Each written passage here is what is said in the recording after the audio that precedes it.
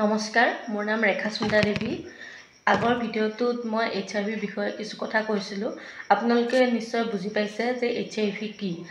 আৰু আজি আমি HIV কেনেকৈ বিয়পে, মানে HIV এজন ব্যক্তিৰ পৰা আন এজন ব্যক্তিলৈ কেনেকৈ কি ধৰণে বিয়পে, আমি আজি আপোনালোকক সেই বিষয়ে জ্ঞাত কৰাম।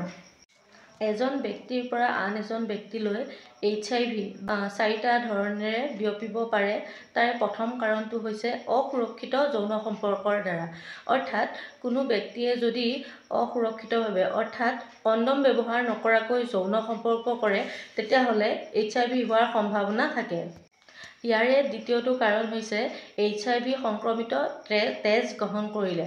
অৰ্থাৎ কোনো ব্যক্তি যদি HIV সংক্ৰমিত হয়, তেন্তে সেই তেজ যদি আন এজন ব্যক্তিয়ে গ্ৰহণ কৰে, তেতিয়া তেওঁৰ HIV সংক্ৰমণ হ'ব পাৰে।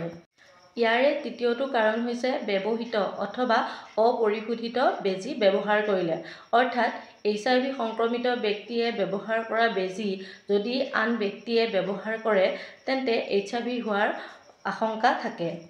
চতুৰ্থটি কাৰণ হৈছে কোনো মাতৃৰ পৰা শিশুলৈ HIV সংক্ৰমণ হ'ব পাৰে। অৰ্থাৎ যদি কোনো মাতৃৰ HIV সংক্ৰমিত হয়, তেন্তে তেওঁৰ শিশুলৈও HIV সংক্ৰমণ হ'ব পাৰে। আজিৰ ভিডিঅ'টোত HIV কেনেকৈ বিয়পে এই বিষয়ে আমি গম পালোঁ। আৰু এইদৰে নতুন নতুন তথ্যবিলাক জানি থাকিবলৈ মোৰ চেনেলটো ছাবস্ক্ৰাইব কৰিব আৰু লাইক কমেণ্ট কৰিব। নমস্কাৰ।